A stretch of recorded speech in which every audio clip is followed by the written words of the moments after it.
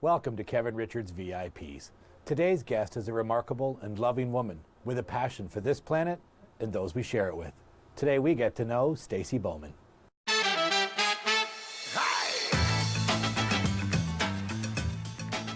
I'm standing here at Wishing Well Sanctuary. This is such an amazing place, and I'm standing with my wonderful guest, Stacey Bowman. Stacey, thank you for being on Kevin Richards VIPs today. Thanks for having me. This is such a cool place. We've got animals around us doing their thing. Hi, how's it going? Phoenix is talking to you. Hello. So, Stacey, you grew up in Barrie, or where'd you grow up? Let's get to know you a little bit before we know more about the Wellness Center. I was born in Big Bad, Wasaga Beach. Collingwood Hospital is the closest hospital. My parents were farmers from Stayner and Mansfield. Moved to Barrie in '82. Nice. So tell me a little bit more about you growing up. Where did you start to realize that maybe animals and being a part of things, and you had a big heart, where did you start to realize that was sort of you? Just being like a farmer's daughter, because my parents, we did grow up, like my mom's parents' farm was still going, so we were always there, always around animals. I worked at the SPCA, the Barrie SPCA, when I was 15, so it was 1990, for my co-op for high school. But you're a farmer's daughter, so wait a minute, let's go back to that. So you grew up, what, on an animal farm or vegetable farm? My parents were farmers, so what kind of farmers? My mom, they had horses, cows, pigs, lambs, sheep, chickens. So tell me about that. Was that a slaughter farm, or was that what? So see, that was my parents, so right, they both grew up on farms, so it wasn't mine, but I was on my grandparents. Yes, so they lived off of, okay. they would churn their own butter. Oh. That's how they made the money, right? Selling their eggs and the good old-fashioned way back in the day. I'm getting my hood pulled on here. You are such a rascal. He loves okay, so I'm going to step over attention. a few inches. He's pulling on my hood on my jacket. Monster goat. So tell me a little bit about what was that. That must have been interesting for you. Like, at what point do you realize, as a child or were you as a teenager, that maybe animals were going to become a passion for you? Did it start young? It was high school, because when I was 15, I did my co-op at SPCA because I knew I wanted to work with animals.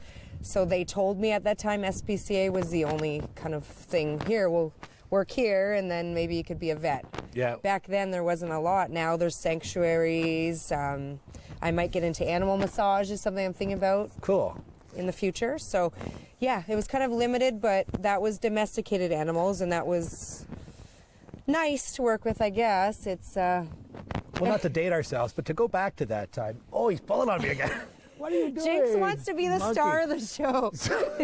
Always. So not to date ourselves, but to go back, I'm going to keep an eye on him. We're going to go back a little bit here to when maybe we were teenagers, and that there really wasn't a lot in Barrie for animal stuff other than maybe Dr. Fisher's office and the SPCA and totally. a few other you monkey. So there's things going on in Barrie, but nobody was really taking animals for a lot of respect, right? Like, for sure. When do you start to realize that this is going to be something for you, and when did you switch into your lifestyle that you've got too? Because we were talking a bit earlier about how you've got a vegan lifestyle. Yes. All right. So when I was 18, I went to college in Toronto to Seneca. I was actually in college when I was 17.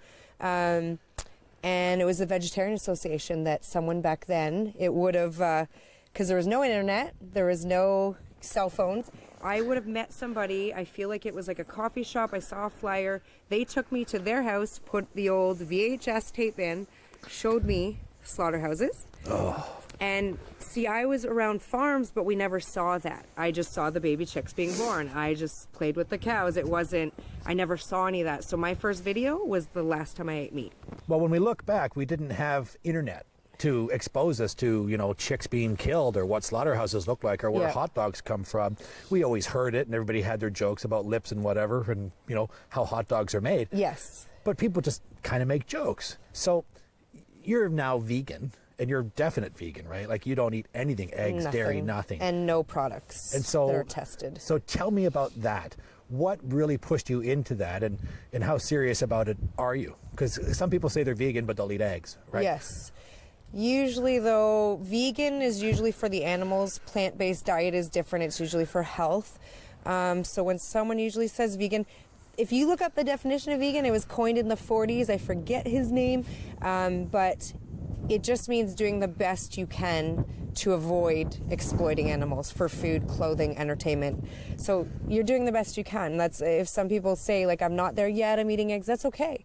That's what you're doing right now. That's good. At least you have the awareness and you're trying. Yeah. That's all we ask. Because sometimes you don't know. I've been vegetarian 25 years. I always thought, oh, they don't kill the chickens for the eggs and the milk kind of thing. Yeah. When I started here, I learned different. Yeah. So you're hopefully learning as you go, the awareness, the knowledge, and then I went, wow, I didn't realize dairy is probably just as violent as the slaughterhouses, right? It's all together. Well, it's easier to get people to think about veganism now, though, or even being vegetarian, now that there's so much social media exposure. Yeah. But that social media can tend to lead to some bullying, right? Like people sure. make jokes about things, and I'm going to be honest, like somebody says to me, oh, my food's eating what your food eats. Like that whole joke about people eating how cattle are eating salad, like, that's Yes. not the way it works, right? Yes. And so people making jokes, it's just mean. And there's a whole social aspect where people think it's okay to make jokes to vegans about bacon and steak and whatever Yes. else. How do you feel about that? It's there. We all know there's bullying on the internet for everything, but I find with that it's still acceptable. Veganism is new, so if you think about it, people were bullied. I stuck up for gay rights, racial rights in the 90s, 80s when it was still kind of okay to do. I've always stood up for the underdog. Now it's an animal rights movement is what's happening. They're the only ones on our planet that don't have rights. They're born and they have a death date over their head. So all we're trying to do, it's a movement going on in the world. And we're trying to just show people like they're living beings that have feelings and that's all it is. It's just new. So when there's something new and there's a minority, Yeah. what do humans do? Yeah. Let's pick on. Gang on. Yeah. Yeah. On the black sheep. So that's it. We have to check where we're coming from. They want to kind of get a rise Yeah. out of us on the internet. So I just have to try and come from love because that's what veganism is. It's compassion. Absolutely. So I learn every time I have a communication with people. It's about where I have to just try to educate and not, if I get defensive, other people are reading it as well. And so you should be defensive, though, and I think that's fair. You did. I went through that at first because you got to remember, 25 years not eating meat. I've been the only one for years, and then I have a community here now, and I have a voice. Yeah. Because all these years, people always said to me, like, you're making me feel uncomfortable. Just by me saying, no, thanks, I don't want turkey. Yeah.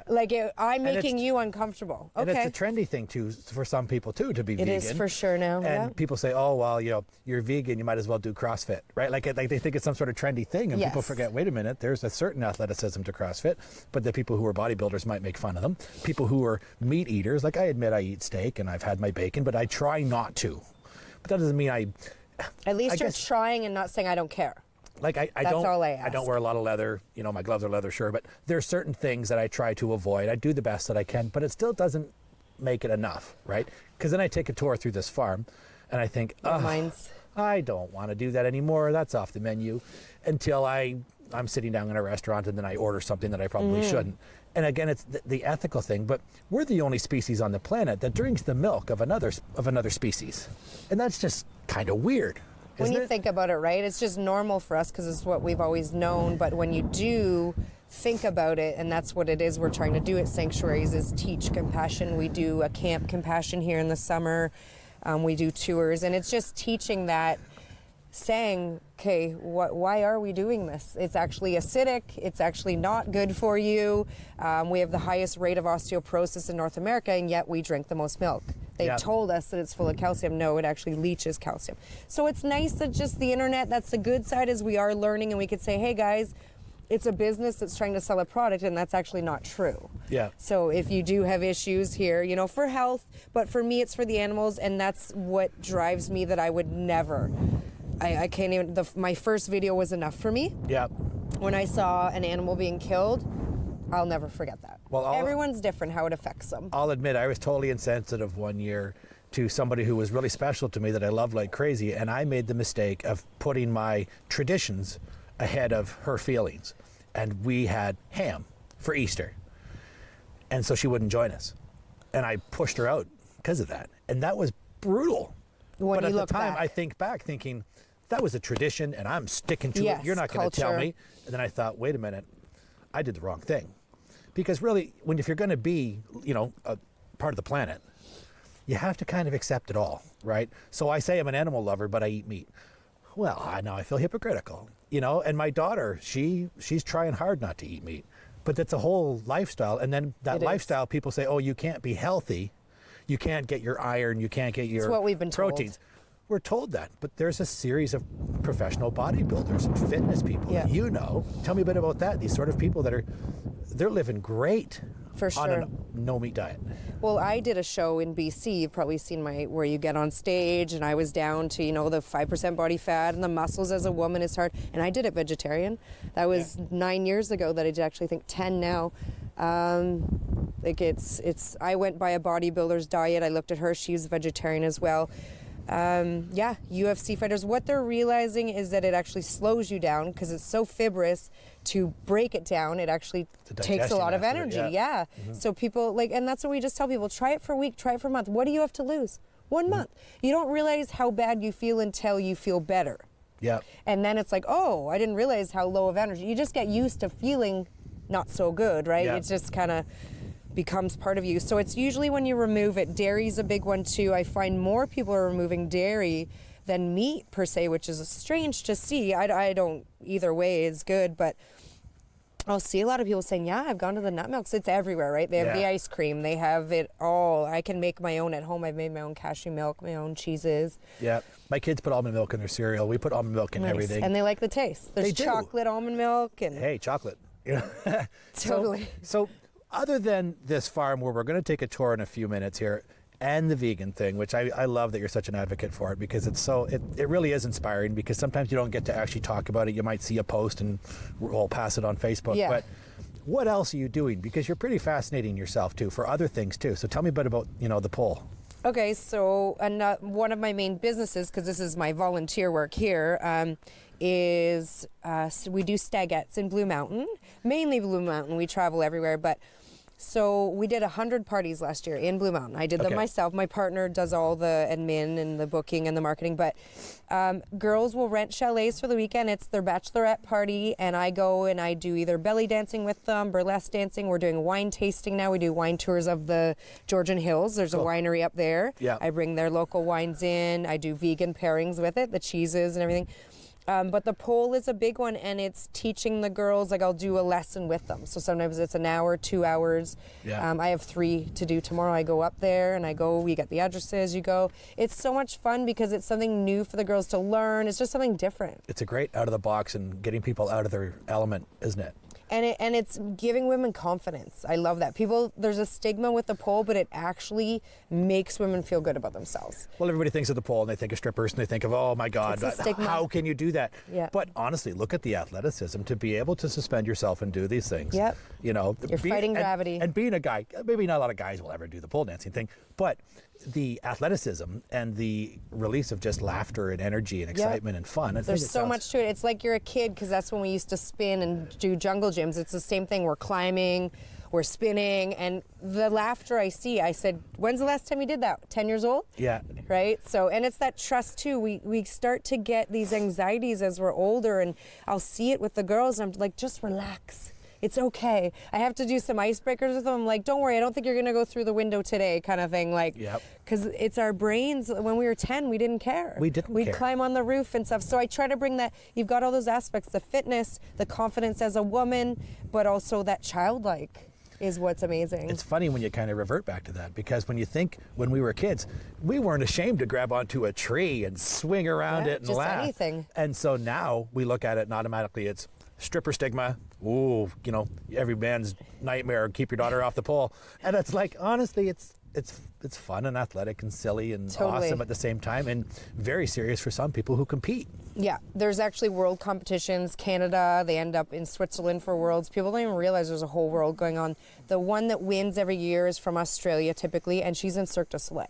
So I do silks as well. A lot of the stuff, it's called aerial artistry, is a nicer way to put it, because when you say pole. But there's trapeze, there's silks, there's pole, and that's just, gymnasts are on a horizontal bar. Ours is just vertical, which is actually harder, because we're defying gravity going up sideways as opposed to just standing and balancing. That's still hard. Sure. I don't want to put gymnasts down, but gymnasts actually wear less than we do most of the time. Well, it's just the stigma. There's Fania Monday, who's down in Vegas, who's one of the biggest pole dancers in the world, and she does stuff that just blows your mind. She's from BC. And then my friend Leah is down there in Vegas doing tour, and she does silks, and that is so amazing. So beautiful. Yeah. It's the woman's body is like art, I always say too. It's the most beautiful art there is in the world, and I do acro yoga as well with kids and adults, and you're making art with your body. Is what you're doing. Like then you do pictures and poses, and it's all about the background. Like, where's the coolest background you can have? Like in Jamaica with the sun setting, they had a pole in the water. Oh, interesting. And girls were on it. Yeah. So just stuff like that. It's more art if you look at it that way, right? I mean, you can have the sexy side of it. Why not if we're all adults? But you know who tends to make it sort of the piggish aspect of it? No offense, guys. The piggish aspect, though, or the terrible aspect, is the men, because the men will say like, ha ha ha, strippers, and the women are like, they don't want to say anything because they don't want to offend that macho guy or whatever. And it's always about everybody offending everybody too, I think. Definitely, yeah. Yeah. We all just need to have a good laugh, right, Jenks? Let's all just take things not so seriously. So I think we have a lot to do here to take a tour and get to know some of these animals. Are you cool with giving us a tour around? Sounds good. All right. So we have Jinxie and Cuddles in here and Millie. All the piggies have just skin. They don't have any jackets like us, so they're inside. But so what's with this little guy? Let's just explain Cuddles this is here. one of our Cuddles oldest, and that's why he has a brace. He just in the last year he's started the joints. Right, he's 13, is definitely very senior for goats. So yeah. He's our little buddy, and we've had that custom made for him. Millie has one too. She just doesn't have it on right now. Well, let's go take a look in the barn. We're going to take a tour. Okay. You want to go piggies in here? Or Sure. I guess we go around, eh? Sure. So, Stacey, we are indoors with some really awesome pigs. Tell me a bit about where we are right now. So this is where the potbellies sleep. We have eight potbellies. I have to think about each species here. I believe that's Kingston making the most noise, and you'll really hear So tell me a bit about how they got in here. Kingston. So tell me a bit about how they got in here and where they're from. What's the deal? Why are these pigs here? A lot of the potbellies, it's the micro mini lie that's happening now. Some can stay small, but there's no guarantee because genetics. It's like making the mini dogs. So a lot of people bought into that lie that's happening, and they pay thousands of dollars for them, and they get to be 100 pounds like this. And then they realize I can't have an animal this big in the house. And that's really deceiving, because I'm going to tell you, my daughter, if she sees a micro pig on the internet, she loses her mind. Yeah, they're so sweet, I'm right? like, oh, look at that. It's smaller than my dog. And you think it's going to be amazing, and this is what happens to micro pigs. Yes, some could stay, but there's no guarantee, because they're just starting to manipulate genetics like that. Like the mini dogs, the Chihuahuas have been around for a long time, but dogs were originally wolves. It's the same thing. Like these pigs were originally big, so they will lie, and it is a lot of money. So just be careful. Like be willing if you are willing to get one. They're amazing pets. They say they're more intelligent than dogs. Be willing to have 100-pound pig in your house, because they could get up to that size, right? Sure. Well, now let's head over here, because you've got some other animals in here as well, too. Hello, gang. So the goats go in the small barn that we were just by at night, but they come in, like we just leave it open during the day. Okay. In here, all the food's in there, so we can't leave that open during the day. So they come and snuggle with the pigs.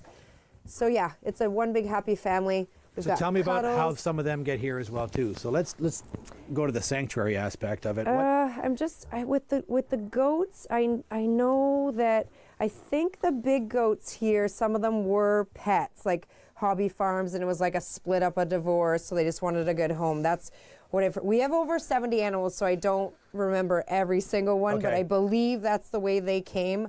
I think it was, we had 4 big goats. We lost Foxy a month ago. She had horns, beautiful girl. So Cuddles is eating right off of a pig's back right now. So Stacey, we have this huge hog in here. He's awesome, and he is a beast. But the stories behind getting some of these pigs, how they wind up here, is heart-wrenching. So tell me a bit about how he wound up here. So this is Yoda in here. He came to us as a little piglet. You can see all this on the website. I don't know if it's necessarily jumping, but sometimes they have fallen from the slaughter trucks, but there is stories that they are smart enough, knowing where they're going, they'll take the chance. of being rescued versus being slaughtered. And fortunately for them, people that found them on the road knew about the sanctuaries. Which is great. So these trucks are going down the highways. Yes. Some of them get out. And sometimes they're so small. And so sometimes also as they're unloading the trucks, they can get away. For sure. And so they can wind up on the highways, they can wind up all over the place. Yes. And so people are finding these, I guess, at their homes or wherever else inside of the highway. Yeah. And they're bringing them here. Yes. So in sort of a funny way, somebody's not getting their ham, which is awesome. Yes, in sort definitely. of a funny way. That how they get here is really fascinating. It is, because what's the chances that they survive it? Number one, they did have some injuries, not life-threatening, obviously, but that an angel found them that knew about this place. I didn't even know there was farm sanctuaries until 3 years ago. Yep. I know there's farms, I didn't know there's sanctuaries, and there's over, last I heard, there's at least 10 just in Ontario. So for those people to know, that was definitely an angel in their lives that brought them here. Well, it's fascinating because you think about how many times, and I'm going to, this is a thing to, us people who eat meat and to the vegans out there, everybody has driven past a truck with cows or pigs on it and they're uncomfortable. People might make jokes. Oh, look at all those steaks. There's animals inside there that are going to slaughter. Living beings. And when the reality kicks in, it's tough. It's the only time they're seeing, it was Paul McCartney that said if every slaughterhouse had glass walls, we'd all be vegetarian. He'd probably say vegan now, but that's the only time, because pigs especially never see the light of day. They're in buildings. They never see the outside. The only time they see the outside is to go to slaughter, out little holes. And a lot of times they're dead on arrival. People don't realize this. We do vigils at slaughterhouses from either hypothermia or heat stroke. Yeah. In Canada, the laws have not been changed since the 70s for slaughter trucks, and they don't have to have food or water for up to 3 days. Wow. And they're in sub-zero temps, and they have skin like us. So yeah, they do. They use pig skin for skin graft. yeah, and for thyroid medication, they're very close to humans, right? So, yeah, that's the thing, is that when they do see them, and that's the saying, meet your meat, is one of the sayings, because they'll see the eyes, and they do look at you. They look at you like, can you help me, please? Yeah. Why is this happening? What did I do wrong? And I've seen the literature that, through you as well as on the internet, and apparently it's international, is you'll eat one but not the other, and it's got a picture of the dog and the little baby pig in it, and you just think, what's the difference? Yeah, really. And they say they are more intelligent. It doesn't really matter, but you can snuggle with these guys, you can lay with them, and lay just like he's a a little big. I lay with them in the sun. Oh yeah, I lay on their stomachs. Yeah, they love it. Funny. And they love belly rubs. As soon as you hit the belly, they'll flop right over and Oh my God, like a big dog. Oh yeah, and I think Winston's just over 500 pounds. Nice. So Stacey, let's continue the tour and go around and see some of the other animals. Sounds good. Thanks. So now, Stacey, we are hanging out with, hi Lightning, how are you? We're hanging out with llamas and sheep. What a day. This is so different. So, Stacey, tell me a little bit about Lightning and my boyfriend. Your boyfriend? Very nice. So tell me a little bit about Lightning and this wonderful environment that we're in right now. What's with all the sheep and where are they from? And so Lightning was rescued from a petting zoo, which is another aspect of veganism. That's the using animals for entertainment. What they do, I didn't even know this either, that people eat llamas. They're on the slaughterhouse list if you go online. I see llama meat, unfortunately, in some restaurants and stuff. I didn't even realize. Yeah, he did not like that. That was not nice. I know, I shouldn't have said it. He gave me a look. He said, I've seen Kevin meat. No. I got a scene from Napoleon Dynamite going through my head. So basically, a farmer around here heard that he was going to be slaughtered because they say it's cheaper to just buy one in the spring instead of house them for the winter. So they use them, make money, and then they're going to slaughter them. So they bought him and donated them to us when they heard, I know, and what will we have done without Lightning here? He's the personality of this place.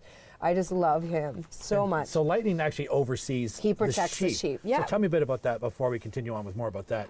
So llamas will watch over sheep? Yes, people do use them for, I forget what the term is, like to protect, like the donkeys are in with the cows, but the second he hears anything, he's right on it. Like we have a dog that comes along, it's a puppy right now, and she comes up to the fence and he's ready to, Yep. right? Like he's checking the dog, like They're that's a super predator. curious, eh? Shy and curious is what I learned about them. Yep. I have been spit on by them. That's the worst that he can do. And they just do that for competition for food. So whenever I have food, and if you look them in the eyes like a dog, they think that you're wanting to fight them. So I've learned to look away, and he won't spit. He's just really curious. He won't do anything. He'll come right up and just kind of nuzzle his lips on you. He's giving me a look. That's all he does. That's all he does. What's with the He's sheep over here, intimidating. though? You've got the one little black sheep standing in here, which is kind of funny. This is Jewel. And this is Meadow. Yep. Hello. So out of all the animals, I know that 2 of them were used in universities to teach the vet students, and then they were going to euthanize them. After the vet students heard that, raised money, and had them transported here. But people don't think about the long-term aspect. You know, they're getting these sheep, they're doing these small little petting zoos, and how fun that is. What happens to the animals when we're not there, when it's not tourist season? Or, exactly. You know, people who think, oh, I'm going to get the micro pigs, or I'm going to get a llama for something. There's even people who use animals as mascots and stuff like that. And what happens to them when they're not in school? Exactly. And also wool is a big one now that we're talking about sheep. My dad used to shear his own sheep, and that was, if the world was like that still, not 7 billion plus people, that'd be fine, because they don't get hurt. We have to shear them here. We keep them for warmth for the animals, their wool. But with the factory farming now, with so many people, with everything being fast, they're hurting them for wool. Unfortunately for wool as well. They're shaving and they're hurting, and you can see all the videos. Pink, the singer, is big against wool. She talks about it, but in some countries like alpaca wool in like Guatemala and that, it's not just a trade. It's for the benefit of the sheep though, because they do have to be trimmed. Yeah, no, we shear them here, but it's the point of it is on the mass scale, they're doing it so quick and they're hurting them. It's not the old, like my dad would do with his 10 sheep and take his time. So it's just wearing. We don't want to eat them, wear them, use them for entertainment. Like I wouldn't go up to you and say, hey, I'm going to shave your head because I want to make a purse out of it. It's the same concept. We're just trying to say they matter just as much as we do. There's nothing more innocent and helpless than an animal. Yeah. They're like a 3-year-old their whole lives, so why take advantage of that? That's all we're saying is like, it's like the last thing I would want to do, and children get that. Children's instinct when they see an animal is like, oh, right? And then what happens? Why do we get to that point? And it's just our culture, society, like you said, tradition. So that's all we're just saying is like, you don't have to follow tradition, follow your heart. We try to block a lot of stuff out, I think. I think we just spend a lot of time. We have to desensitize, because honestly, in the world, if we listened to everything and watched everything all the time, we'd be emotional disasters. So Meadow's story, we're going to finish with that. He's from, there's actually a slaughterhouse in Newmarket, which is only 15 minutes from here, not even. He's from there. He was literally rescued right off the kill floor. Wow. So, he's minutes away from being slaughtered at Easter, and we do visuals and just kind of friendly protesting in front of slaughterhouses just to tell people like, hey, this is not right. Would you do this with humans? So he was the chosen one that year, and we asked just to surrender one. So he's our baby. He's only 2, but he's the biggest out of all of them. So he came to us about this week. He was on the news when he first came here, and it's just like he was a baby, and he was supposed to be someone's meal. Like I still can't believe it, but the slaughterhouse was very nice. They surrendered him to us, and they helped us name him. So they chose the name with us, Meadow, and it's just bringing that compassion together with that. We've talked to slaughterhouse workers, a lot of them, it's to support their family, and some of them do not want to be doing it. Yeah, and you know what, sometimes, again, we talked about this earlier, sometimes traditions, sometimes people, just because they just don't know, choose things, and they choose lifestyles. Lack of awareness. For you to be a part of the show today, I really appreciate you taking your time. Sharing your heart and your passion is a big deal. And some people, they have passions, but they don't want to really talk about it. And I really appreciate you taking the time today. So thank you for being a guest. Thanks so much.